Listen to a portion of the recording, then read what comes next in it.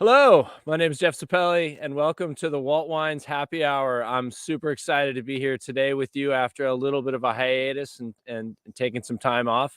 It is thrilling to be back online and talking to everybody about some wine, and I have an incredible guest today to help me do that.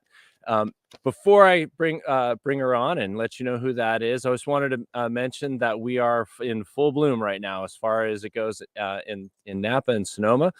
All the vines are starting to come out. It's a beautiful time to come visit, and we hope that you will come by and stop into our Walt Sonoma or downtown Napa tasting rooms. If you're checking us out from our Baca or Hall Facebook accounts, we have our new Healdsburg Baca tasting room, and in St. Helena, everything is in full swing. We've got the Cabernet cook-off coming up and a bunch of different events. So be sure to check out waltwines.com, hallwines.com, or bacawines.com. Sign up for our mailing list or follow us on social media so that you can get the best information and the newest releases that are coming in today. But you didn't come to listen to me talk. You came to see some of our amazing guests, and we have one incredible person today. She is a very funny comedian. I had the ability to follow for the last month while we were waiting, anticipating for her to come on.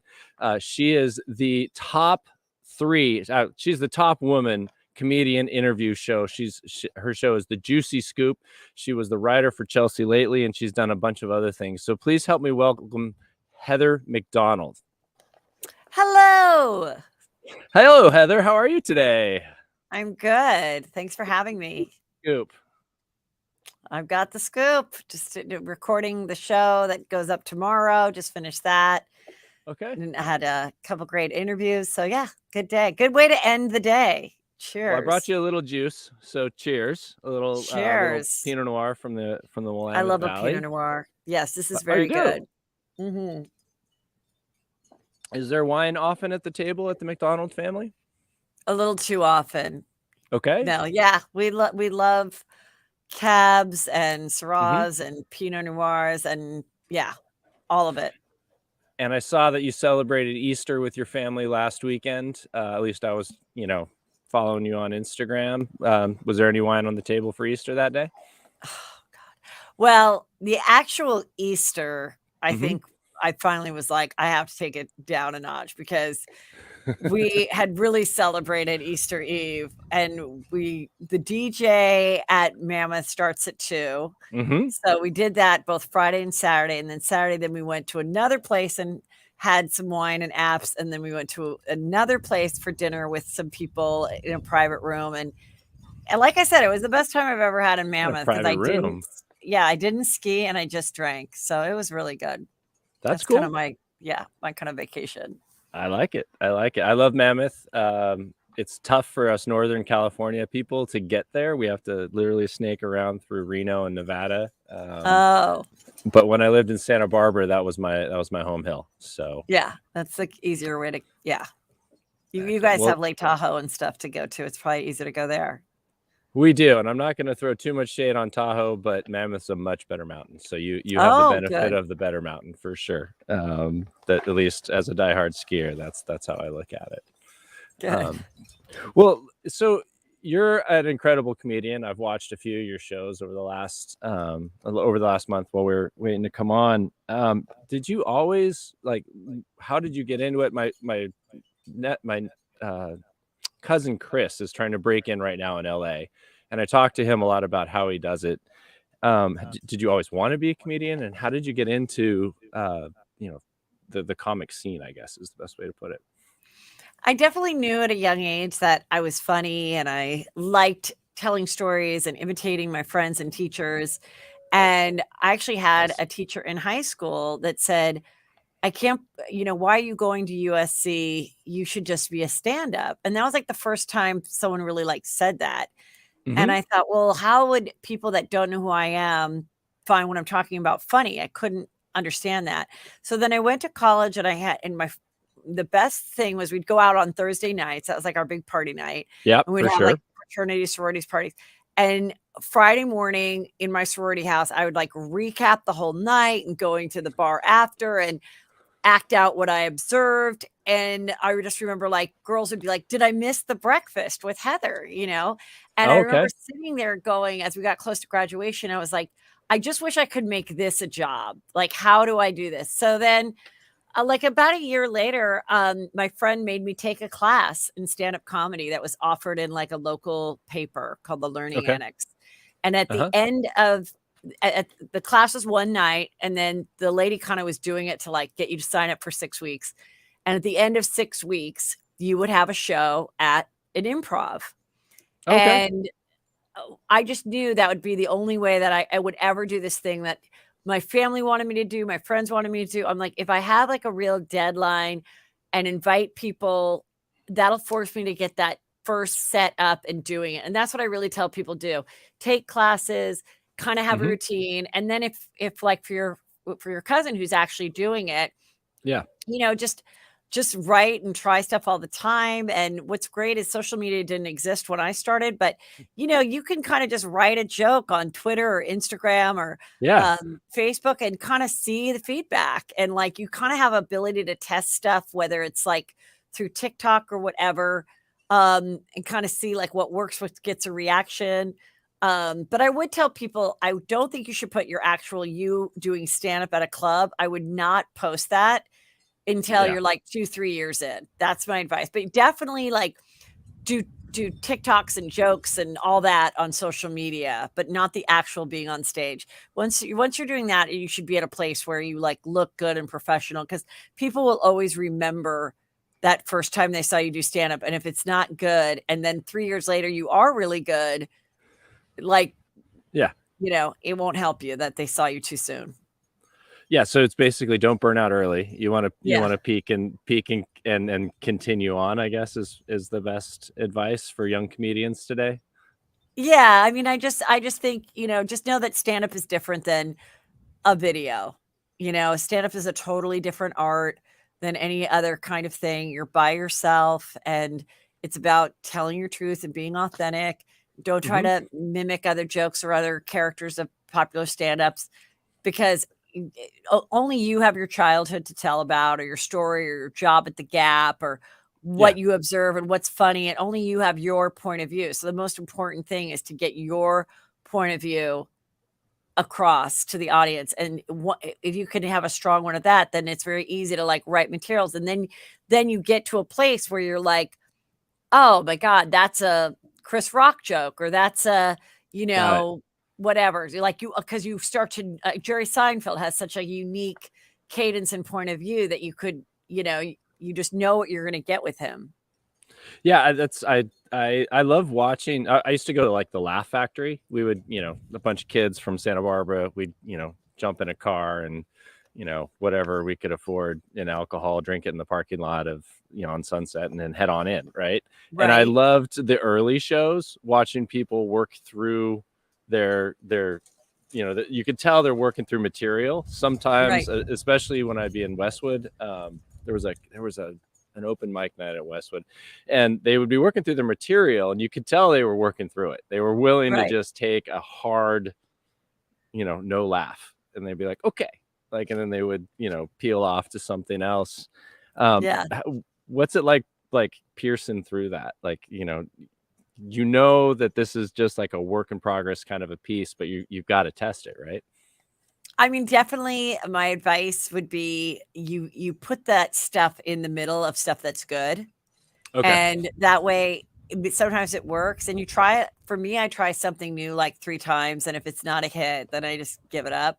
But Hmm. you wanna do it, like, at least, like, 3 times because it takes a minute to, like, figure out, is there something here or is there not, or was that just a fluke that it worked out? And so, yeah, but I like to put it, like, in between stuff that's, like, tried and true a little bit. Got it. Got it. So stuff that people would expect you to be Yeah. dishing on. What about sensitive topics? So I'm a big fan of letting comedians go. Right. I think that it's, for centuries, going all the way back to, when the Joker used to present for the King. I don't know what that was, but right, like that Right. was the essence of satire and comedy. I think it's really important to let comedians go and to let them do their funny stuff. And I wasn't going to bring up the Oscars, but you know the you know Yeah.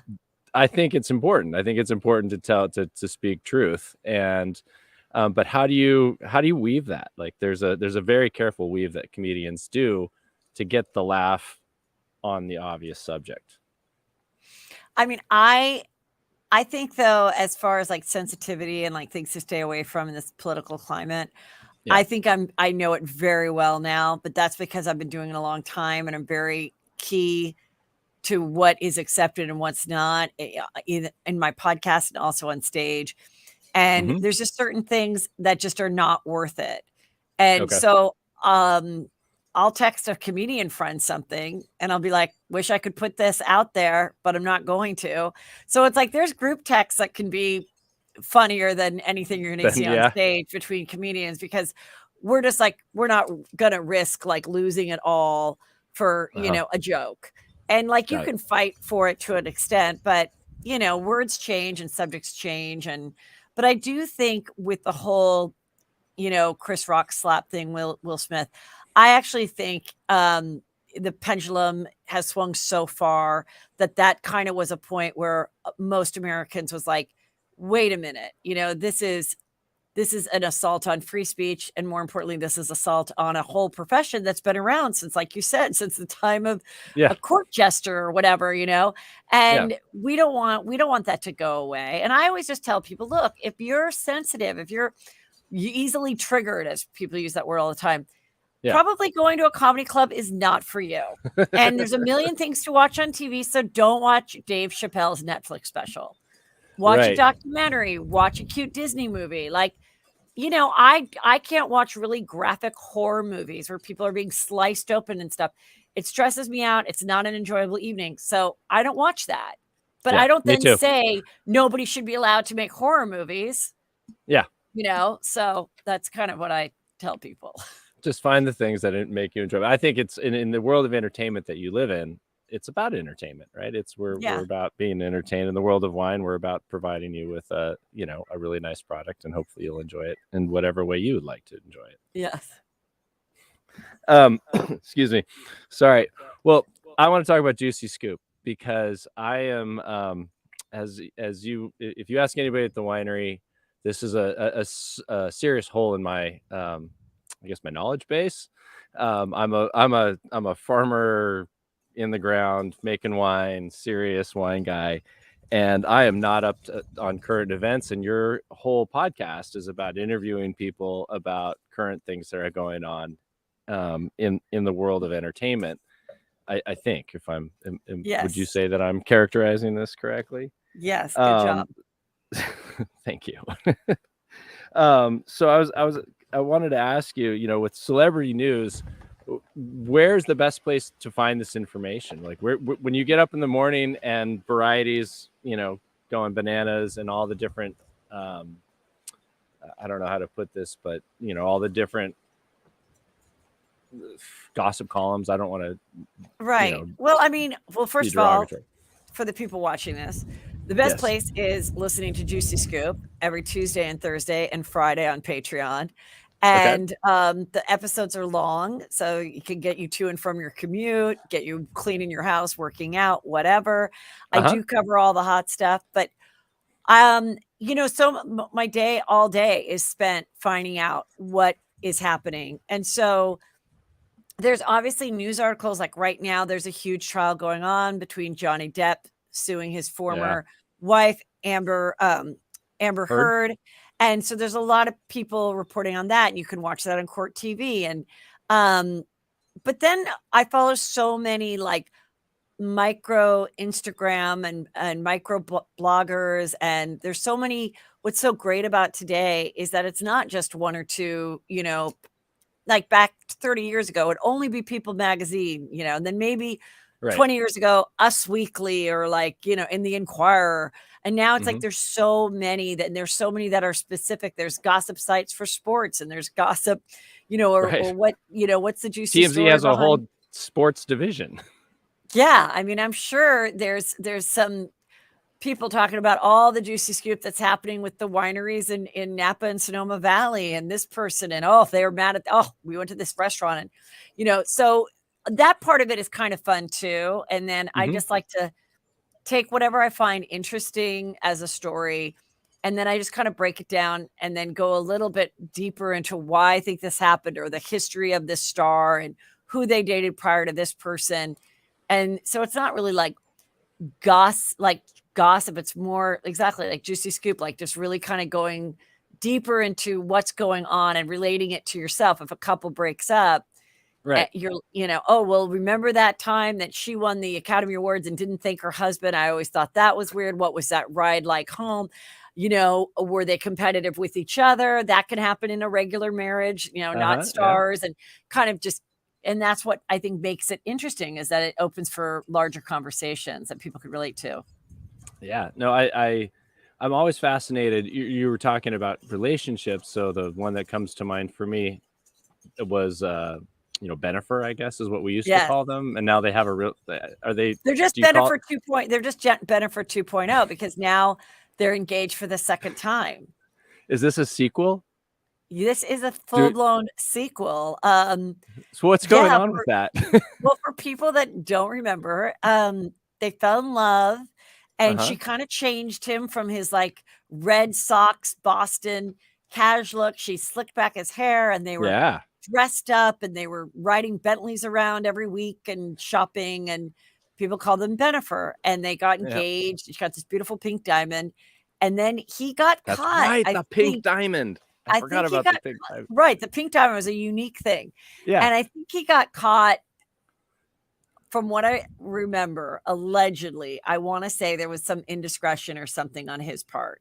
Yes. And so that ended, and then he fell in love with Jennifer Garner, they had 3 kids, and now they're divorced. Yes. And so start dating again, and now she announced, I just got engaged again.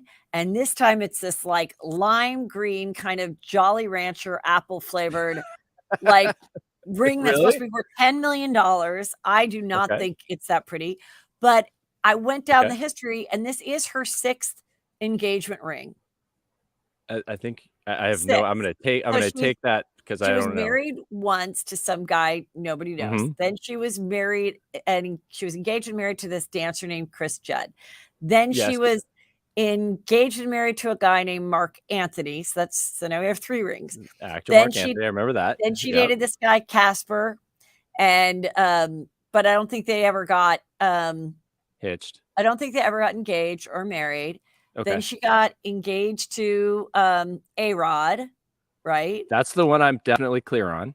Yes, and then Ben. So maybe there's 5. Maybe she has 5 rings. Maybe she only has 5. 5 or 6. Which is funny because we just went from a very successful baseball player who has a World Series ring to like a woman that has more rings than Tom Brady, right? Right, exactly. Or maybe has the same amount of rings as Tom Brady. I think they're competing with each other. Yeah. Yeah, maybe we should get that together. We'll like, we'll have them do a thing like where they, hold up all their rings together. Exactly. Yeah, we were wondering, like, oftentimes when someone breaks an engagement, they return the ring. Yes. Not when they get divorced, but when they're engaged. And but I mean, did any of these guys? It seemed like every time she broke up with them, it's because A-Rod, there was a cheating rumor. Right. So, and they're wealthy guys. So I don't know that she gave them back. So she might have all 5 in her possession. Yeah. Yeah. No, well, and they were big rings. I mean, J-Lo is J-Lo. She's already pretty successful on your own. So I'm sure you got to go big for that. Yeah. So why are celebrity stories, why do they come back? Why do we have so many sequels? And I love the Britney story, that I love the fact that she's back out, but like, it's literally, she's back out and she has a baby. And so we're talking about Britney's and babies again. We were talking about Harry and Meghan last weekend. It's like, it just seems to be, is it part of how they become celebrity, or why do we have sequels all the time? Well, I mean, I definitely think some of these celebrities, they just are like very thirsty. And in a case like Britney, she is not back on stage and she's not getting the love like that, but she's free, and she's free to go on Instagram all the time. And I think and no one's really stopping her. And so her Instagram is quite a thing to watch. She says Yeah. weird things. She looks weird on it. She's posting strange things. You're trying to figure it out. She announced her pregnancy in a really odd post kind of a way. Yeah. It was just like this like stock photo of a coffee cup and some carnations. Like it wasn't, Yeah. like I have something to say, or like Baby holding bomb. or like holding up the ultrasound photo with her fiance or anything like that. It was just kind of, so it was bizarre, but they love the thing about the social media. It's just such immediate attention. So even someone as big as Madonna, like I just saw her Right. posting something like she's, showing her like bikini bottoms and you're just like, girl, you're Madonna. Like, you don't have to do this like every cheesy OnlyFan girl. Like, Yeah. you have 4 kids. Like, at a certain point, like, put on some comfortable clothes and still sing and perform and collaborate. But I don't think we need to see like your G-string on Instagram for free. Like, why are you giving it all up for free? Like, because you just need that attention. You need someone to Yeah. write an article about it. You need 10,000 people to like it within the first hour. And that part is just kind of sad to me. Like, ugh, that you're so desperate for that kind of immediate attention and gratification. Yeah, she's Madonna. Like at her stage, I feel like she just needs to show up. Like she could just take a picture of anybody of anywhere and she would be, she's just on stage, right? Like that's it. Like everybody's going to tune in. You have millions of followers and everyone loves you. What did you think of Lizzo this weekend, by the way? On Saturday Night Live. Yeah. I mean, I thought she was good. I thought it was fun. There was actually a really funny sketch about this guy going on TikTok and all the different kind of TikToks Loved that. if you're scrolling. Yes. I thought that was really funny. I mean, she looked really pretty. She's not like a great, actress, but she's very entertaining. Yeah. And I loved that. Yeah, I've been watching it lately, and I really think they have like some good, funny new people and some like really funny ideas. And but she broke a lot. She was like breaking her laughter a lot, which was kind of cute because you're like, yeah, you should just have fun, But she did great. I thought she was great. Yeah, I had the opportunity I was talking to on these the cool thing for me is that I get to meet celebrities and people like you all the time now, which is I didn't think I'd ever have a chance to have that kind of reach. So if there's a pandemic silver lining, I guess it's that. But I did ask a comedian once about breaking, about holding character, and if there's ever a moment when you broke character, and the one that I always point back to is Saturday Night Live, because some of the best material I think that they have is when they all know it's so funny and they're all so in on the joke that it becomes they just break through it. So it's really fun. I wanted to tell you about this wine, if that's okay. Yeah, please do. So Waltz, I think you've been to the Hall Rutherford Winery. We have a beautiful cave. It's about 1,500 square feet. Saturday Night Live did a great dish on it when Pete Buttigieg was there for a fundraiser, by the way. So just to keep it into the comedy world. I love it. We're happy to have everybody come by, just so you know. But this is called Shea. So this is the 2019 vintage. I am not good at this. Of the Shea Vineyard. The Shea Vineyard's located in the Willamette Valley. It was actually planted by Dick Shea and his wife Deirdre. That's Dick on your right if you're looking at the screen.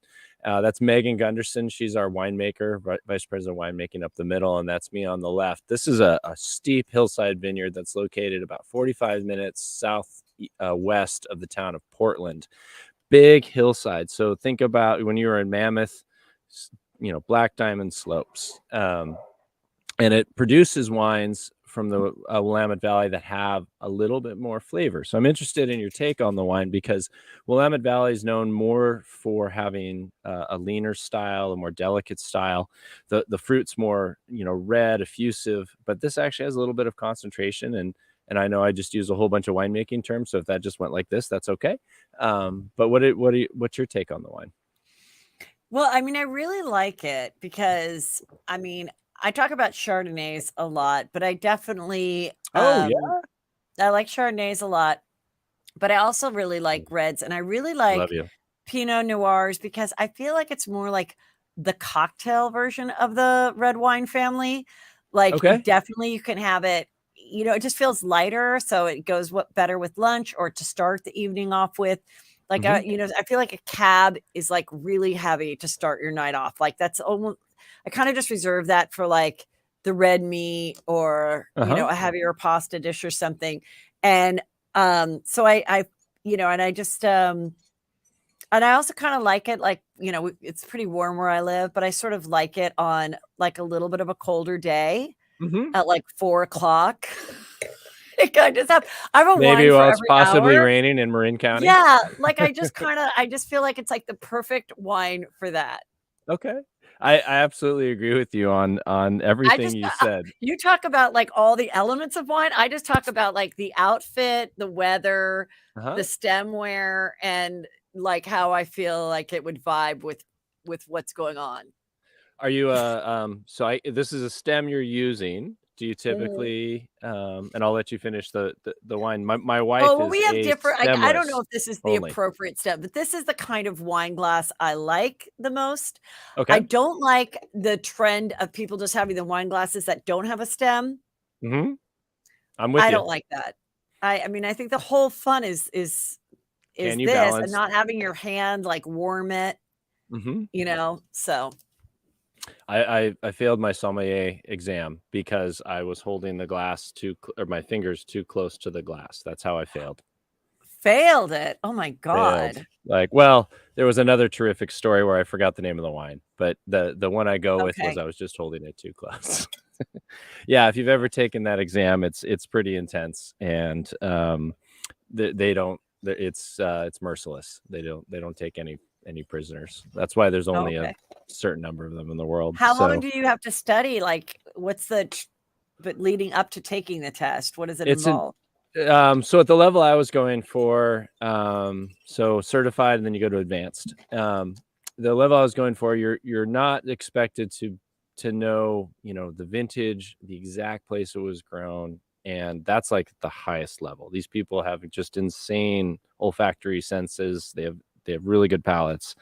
At the level I was going for, it's more general, like what area is it from? Is this California? If it's from California, is this specific to this area? And then can you guess within 2 or 3 vintages, 2 or 3 years that it was grown, what kind of wine it is? And then Oh, there's I did not know that it was, like, such a taste test type of thing. mhm. Yeah, I thought it was more just that, like, you knew terms and things. it starts that way. So there's 3 Oh, parts of the certified test. The first is, do you know anything about wine? Which means, do you know where it's grown? Do you know what a grape is? Do you know the differences between those grapes? And that's a huge part of the test. That's probably 2 hours or 3 hours of the first test. And then there's a deductive tasting where they'll put maybe a mhm. Chardonnay and a Pinot Noir, or a Cabernet and a Zinfandel or something in there, and they won't tell you what it is, and they'll ask you very specific questions. And so they train you to go through a process in your head of how to figure that out. And so that's the training that you're doing.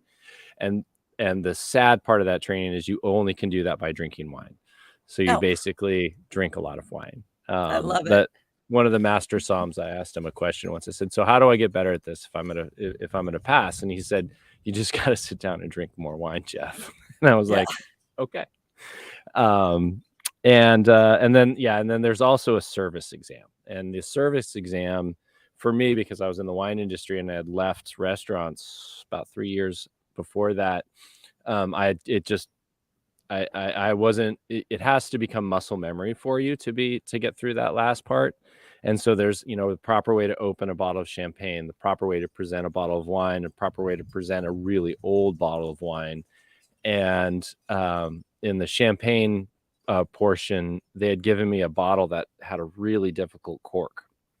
And so you're on show in front of a group of somms, and I'm trying to open this this bottle, and so with a champagne bottle, you can't you have to twist from the bottom to do it properly, and I couldn't get the cork out. And so I'm literally trying to answer a question, and I'm going through it, and I'm just fighting it, and I'm probably sweating at the same time because you're full suit, and I'm just like, I can't get this thing out. I can't get. So finally, I got the thing out, and if it makes too much noise, you're out too. So you have to be very careful on how you remove the cork. And one of my friends, who was actually one of my one of the proctors, is basically looking at me trying to figure out if I'm going to make it. And so he throws me a total softball question, and I just tanked it. It was like saying, is this a dessert wine, which is really sweet, or is this a dry wine, which is, like the wines we're drinking now? And I totally, it's a sweet wine. I lost my head. And that was it. Literally, he looked at me and he's like, you just failed. I was like, yeah, I know. So the worst part about it is you're sitting in a room with all of your candidates, and they call everybody's name that passes. And so if you don't pass, you get an envelope and all the things you did wrong. And then they give you a glass of champagne, which, is the worst thing to do. Hey, congratulations, you failed. And he comes up to me, he's like, sweet wine? Really? You got, you're better than that. So anyways, so that's how you become a sommelier.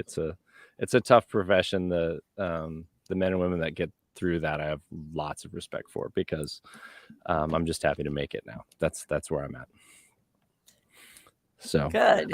All right, I want to come back to the juicy scoop though, because you've been great with your time, and we've got a couple more minutes. So I just really wanted to run you through a would you rather, and if you wouldn't mind playing the game, is that okay? Sure. All right. Cool. All right. So everyone, by the way, this is Heather McDonald, the juicy scoop. She's going to tell me, would you rather right now? Would you rather be on the Real Housewives of Atlanta or Orange County? Orange County for sure. Okay. I just love Orange County. It's not far from my house. And I know a lot of the women that have been on the show, maybe not currently, but yeah. And so that's just my vibe. So for sure, Orange County. I think it was the first, right? It was the first. It was the very first. Yeah. I'm in. All right. Would you rather be Kate Chastain or Captain Lee on Below Deck?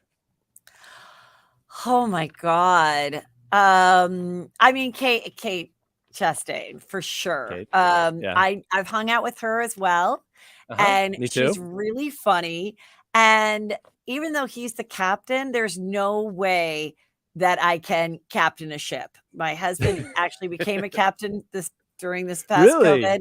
And I tell him, I'm like, I don't want to help. I don't want to hear anything technical. So you would not want me to be the captain, but I absolutely can pour everybody a glass of wine. I can, make some charcuterie board, and I'll do that. Yeah. So I've had the pleasure of having both Captain Lee and Kate on our happy hour, and they are both fabulous people. And I agree with you. Kate's just a fantastic person to talk to. Yeah, she's funny too. Okay. Would you rather share a glass of wine with Kim Kardashian and Pete, or Travis and Kourtney Kardashian?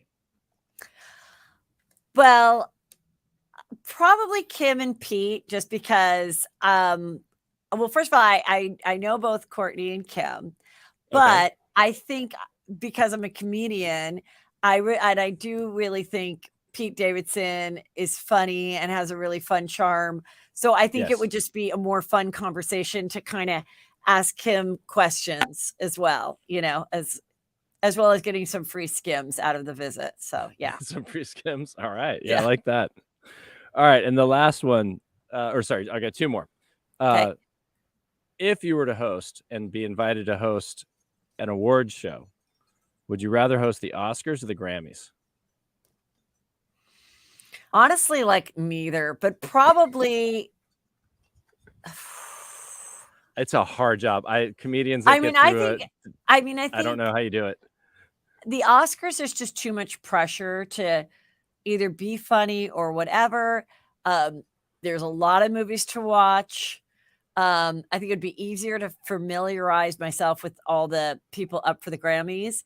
I think it would be a more fun vibe party. And I don't think you're expected to be as entertaining or as funny because there's so many people performing in that show. Like with the Oscars, it's really just the acceptance speeches and then the host. So it's a lot more Right. on the host to be the entertaining part of that award show. So I'd take the Grammys. I absolutely agree with you. For me, it's I mean, I just would love to hang out with all the rock stars, but Yeah. and different entertainers. Okay, and then the last question. And Heather, you have been great with your time, so I really appreciate you coming on our podcast. For those of you who aren't already on the Juicy Scoop, make sure that you're checking out the Juicy Scoop. If you were to host the Juicy Scoop in a vineyard or in St. Barth's, where would it be? A vineyard or St. Barth's. Yes. Well, I'm going to just pick up some of my favorite wines from you and go to St. Barth's because, like I said, my husband does know how to captain and sail a ship, and I'd like to be on the water. So that's a hard choice, but I'm going to take the St. Barth's trip. I'm going to give it to you. There's not a whole lot that happens outside of vineyard, and when you're in St. Barth's, there's plenty of other things to do. So I'll give it to you, and we'll drink wine while you're watching the Juicy Scoop. Awesome. Thank you so much. Wanted to just see if we've got a couple fans on. Wanted to see if you have anything going on that you wanted to, any news you wanted to share while we're on our little happy hour here. Well, I have a couple things cooking, so I might actually have a date out in the Napa area in the next month or so, but I can't announce it yet. But if you follow me on Instagram at Heather McDonald and TikTok at Heather McDonald and heathermcdonald.net is where you'll find everything, where you can check out my podcast, my merch, all that, Patreon. Then I'll be adding more dates, more live dates where I do stand up. I also do live Juicy Scoops sometimes, but the majority of my dates will probably be in the fall, but there might be a fun one here or there coming up in the next few months. So as long as you are listening to Juicy Scoop, which you can listen to every Tuesday and Thursday for free, anywhere where you listen to podcasts, or you can watch on YouTube, then I will always promote the shows, my live shows on the podcast. So you won't miss it. Any teasers for tomorrow's Juicy Scoop? We are talking about Blac Chyna, who is suing the Kardashians. This is a full trial that's happening. It's so juicy. Johnny Depp took the stand for the last 2 days, and he revealed a lot, including when he was told that someone left a poo in his bed waiting for him. And really? Yes. And, that's a whole juicy story. And I also have Jen Kirkman on, who's a hilarious comedian who tells her story of what happened when she was, over many years, her encounters with Louis C.K., which you know about Louis C.K. Yeah. So she has got a long story of what happened, and she is for the first time kind of telling it from beginning to end to me. And it's a really good show tomorrow. So people should definitely listen. Can't wait. I will be tuning in. It's actually right after I'll be in the vineyard, so I can't wait to see you on the Juicy Scoop. Heather, if you're in Napa at a show, I expect to be pouring you some wine in person. So I hope to see you up in Napa at our little tasting room or at our tasting rooms in St. Helena. Thank you so much for coming on the Walt Wines Happy Hour. Thank you. Right. Cheers. Thank you, everyone. That was Heather McDonald. Very funny person. Very helpful to me as someone who needs help in the arena of entertainment news. Please be sure to follow us on social media. We have an amazing guest coming on. Catherine O'Hara will be making a stop to hang out with Catherine Hall. So be sure to follow us at waltwines.com, at hallwines.com, and bacawines.com. My name is Jeff Sapelli. Have a great day. Be good and drink well.